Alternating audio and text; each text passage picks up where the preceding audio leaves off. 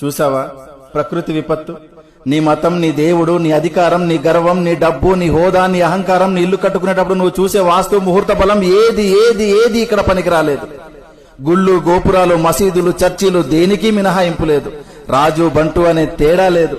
ప్రకృతి ముందు అంతా సమానమే అన్న విషయం గుర్తుపెట్టుకో. వాస్తవానికి ఒక పేదవాడి ఇల్లు కూలితే మహా అయితే చిన్న చిన్న గాయాలు మాత్రమే. అదే ధనవంతుడి ఇల్లు కూలితే కనీసం శవం కూడా దొరకదు. ఇది గుర్తుపెట్టుకో. గట్టిగా బతికితే మహా అయితే 100 ఏళ్లు, అందులో రాత్రి రూపంలో 50 ఏళ్లు పోతుంది.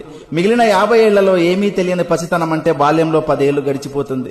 మిగిలిన 40 ఏళ్లలో చిట్ట చివరి వృద్ధాప్యంలో దినదిన గండంగా 5 ఏళ్లు గడిచిపోతుంది.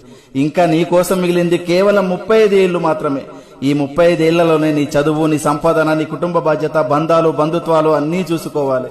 కాబట్టి జీవితం చాలా చిన్నది. ఇది తెలియక కులాలు, మతాలు, పార్టీలు అనే పగలు ప్రతీకారాలతో రగిలిపోతున్నారు. ఇది వద్దు. సాధ్యమైనంత వరకు నీ శక్తి మేరకు నీ సమాజానికి నీకు గుర్తుగా ఏదో ఒక మంచి పని చేసే వెళ్ళిపోదాం. చూసావా?